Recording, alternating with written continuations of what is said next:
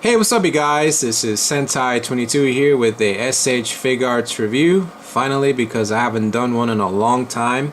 Today I'm going to check out the SH figuarts Shadow Moon from Kamen Rider Black and Kamen Rider Black RX. Now this figure has long been awaited. Ever since SH figuarts Kamen Rider Black and Black RX were released, a lot of people were begging. They were hoping to get a Shadow Moon SH figuart, and it's finally here in all its glossy, shiny packaging.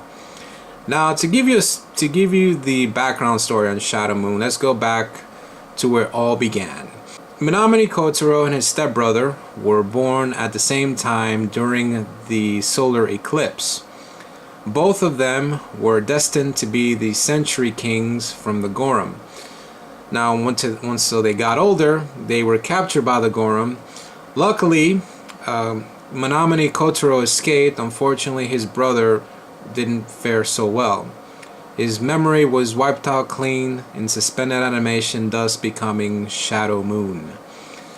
Now, this guy is the ultimate badass of evil in the Kamen Rider days. Well, in the end of the Kamen Rider show. I mean, this guy was so popular that Bandai actually made an action figure out of him. Usually Bandai never makes any villain figures, but with Shadow Moon they went all the stops with it. He was more popular, in fact, that he actually made it in the second sequel to Kamen Rider Black, Kamen Rider Black RX, where he tries to take revenge on Kotaro. As well, he also made an appearance in the 90s in the Kamen Rider World Special, where he's a giant Shadow Moon fighting Kamen Rider J, as well as in the recent Kamen Rider movie with Kamen Rider Decade All Rider vs. Dai Shaka, where he plays the main villain of the movie. So yeah, this guy is this rider, or you could say villain, because there's a lot of debate whether he's an evil Kamen Rider or he's just a villain. Although to me, he's an evil Kamen Rider. I mean, he has the eyes, he has the belt, he has everything. So yeah, you could say he's the anti-Kamen Rider. You could, yeah. Alright, now let's take a look at the packaging. As you can see, very shiny, very metallic packaging.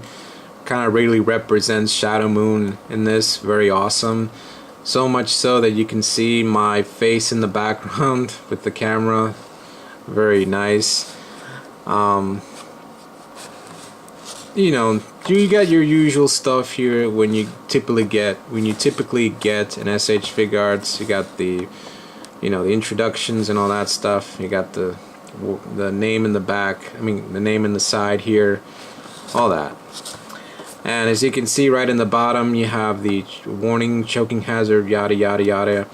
Obviously, it was also distributed by Bluefin, kind of similar to Fi's Blaster Mode. They're the American distributor for the American release for figuarts. Very nice. So you can see you got all the stuff that he does posability wise. Nice. Very awesome.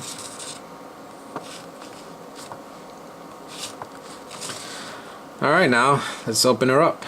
Although I gotta be careful since he is evil, you know, I have to really be careful. I don't want to break my fingers or anything like that, so just have to open it very carefully. Alright, now let's take a little closer shot of the figure. As you can see, very nice, very well detailed, much better than the Sochuk version. So you can see the belt closely. Very nice. Oh, look at that. They even show the red and yellow buttons right there. Nice. Let's take a look at the face sculpting. Very nice. You can see the compound eyes very well. Very cool. Nice. If you look at the bottom, you got the famous fins that he has in the side of his shoes and the back of his shoes. Now, for you American audiences out there, yes, Shadow Moon did actually make it to the American adaptation Saban's Masked Rider, known as Robo Rider, ironically. Dex's friend Danaeus traveled from Edenoid to Earth so he can give a crystal to Dex so he can transform into Mask Rider Super Gold.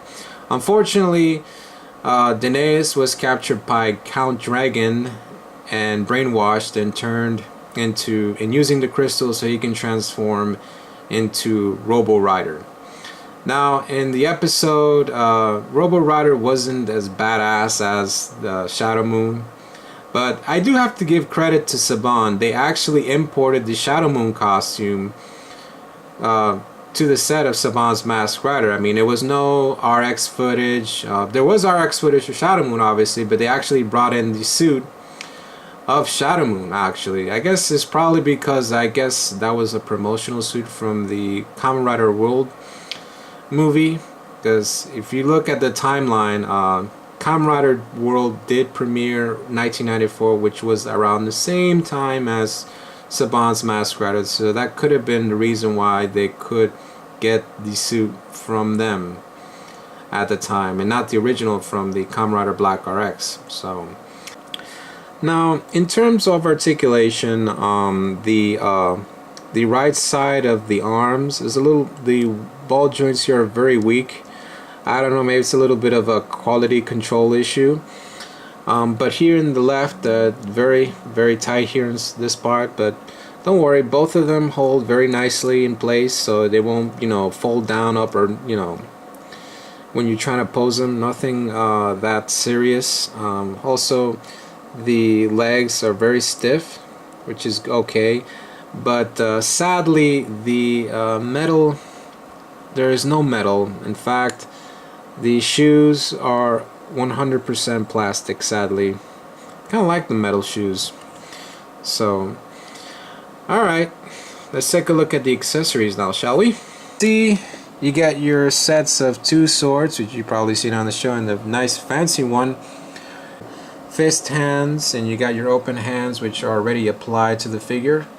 Very nice. So, all in all, if you're a really big fan of Kamen Rider Black RX, or Kamen Rider Black and Kamen Rider Black RX, or as well as the movie Kamen Rider Decade, All Rider versus Die Shocker, then you're really gonna love this figure. I definitely recommend it.